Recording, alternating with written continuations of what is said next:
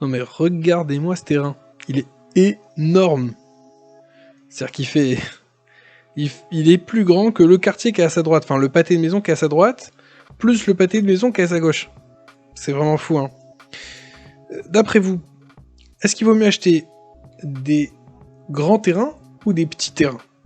Enfin, à somme égale, bien sûr. Est-ce qu'il vaut mieux acheter un grand terrain ou pour le même prix, 3 petites propriétés?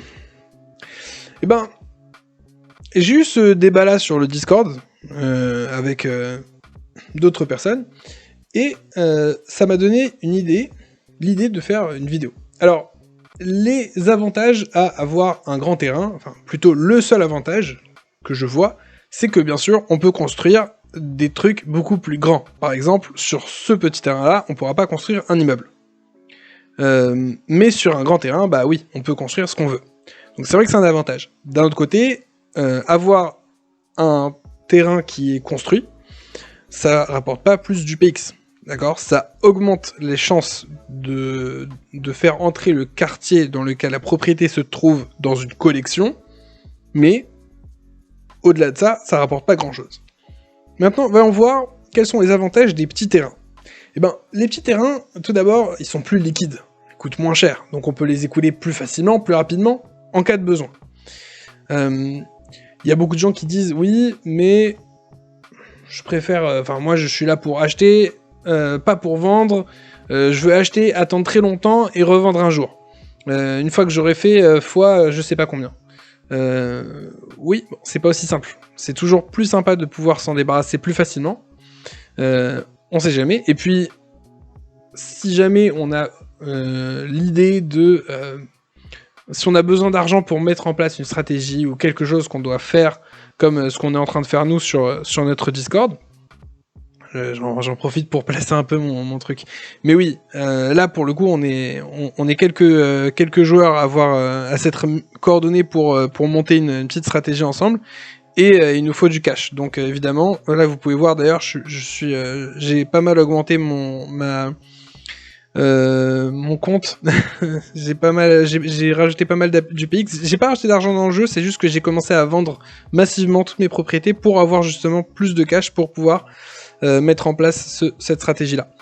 Donc voilà, pour plus d'informations, rejoignez-nous sur le Discord. Donc fin de parenthèse, évidemment, ok, c'est plus liquide. À part ça, quoi d'autre? Eh ben, le fait d'avoir plus de propriétés, ça permet d'avoir plus de collections. Chaque ville, par exemple, elle a sa collection de base. Dans chaque ville, on peut dire... il suffit d'acheter 3 propriétés dans n'importe quelle ville. Pardon, c'est pas là que je voulais aller. 3 propriétés dans n'importe quelle ville pour remplir une collection. Et du coup, bah, en fait, est-ce qu'il vaut mieux avoir, par exemple, bon là je suis à San Francisco, c'est peut-être pas le meilleur endroit, bon c'est pas grave, je vais rester sur San Francisco, voilà, là par exemple, j'ai 3 propriétés dans San Francisco, ça me donne x 1.2.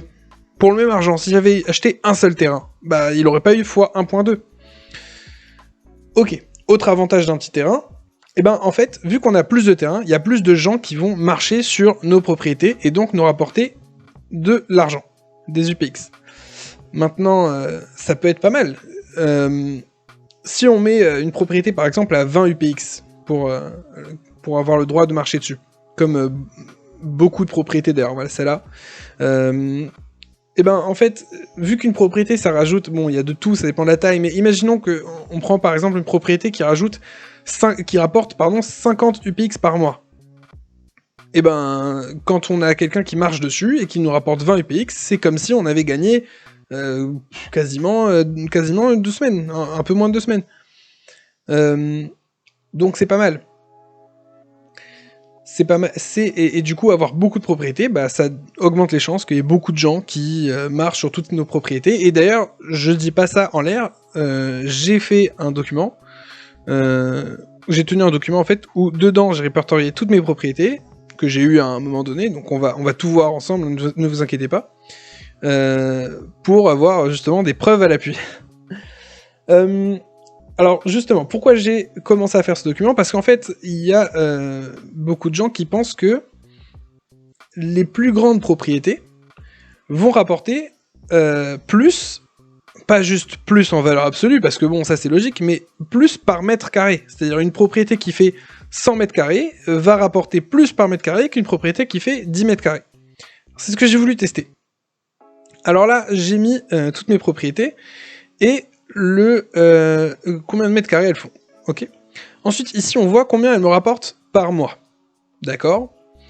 Ensuite, attention, elles avaient des bonus, parce qu'elles sont toutes dans des collections.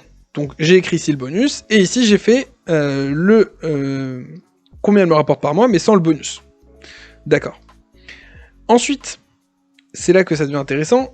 Ici, j'ai pris mon bonus, enfin pardon, pas le bonus, pardon, combien elle me rapporte par mois, divisé par le mètre carré. Donc en fait, ici, dans cette colonne-là, je vais savoir exactement combien de UPX par mois me rapporte chaque mètre carré dans une propriété donnée.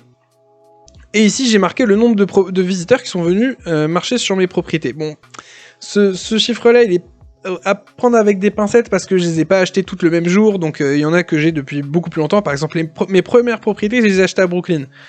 On voit qu'à Brooklyn, il y a beaucoup plus de gens qui sont venus visiter mes propriétés parce que je les ai depuis beaucoup plus longtemps.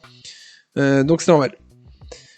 Alors, pour en revenir à cette histoire-là, du coup, le prix, enfin, combien je gagne par mètre carré, et en fait, j'ai fait des graphiques à côté. Alors, je les ai séparés en villes distinctes pour justement ne pas se retrouver avec, par exemple, c'est évident que des propriétés qui sont à San Francisco vont me rapporter plus par mètre carré que des propriétés qui sont à Brooklyn. C'est pas du tout les mêmes prix. Donc là, par exemple, ici, sur cet axe, en fait, j'ai mis le nombre de mètres carrés. D'accord. Et dans cet axe-là, j'ai mis le prix par mètre carré.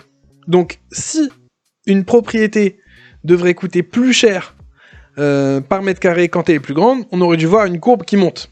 Or, c'est pas du tout le cas. On a un truc qui a aucune corrélation, en fait. On voit aucune corrélation entre les deux. Là, j'ai fait la même chose avec Nashville, c'est pareil.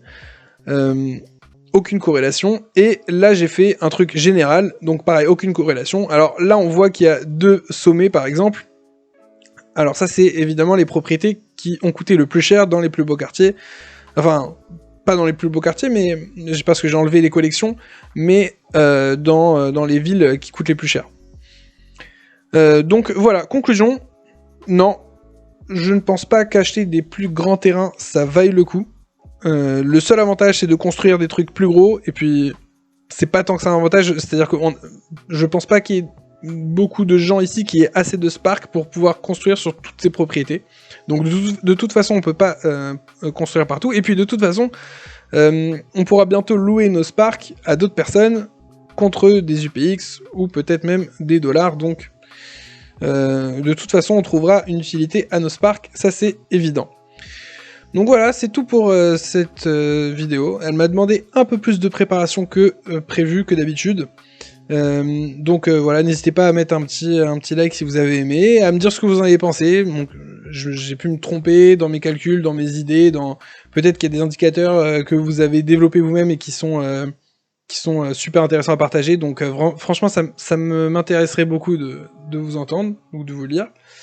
Et comme d'habitude, rejoignez-nous, bon le Discord j'en ai déjà parlé, voilà, et bien sûr, si vous n'avez toujours pas dépensé d'argent, fermez le compte que vous avez ouvert et ouvrez-en un autre, je vais y arriver, avec mon lien de parrainage que je mets en description, et dans ce cas-là, vous obtiendrez un bonus, on obtiendra tous les deux un bonus, et donc c'est toujours plus sympa que de ne pas avoir de bonus. Merci encore, et à la prochaine.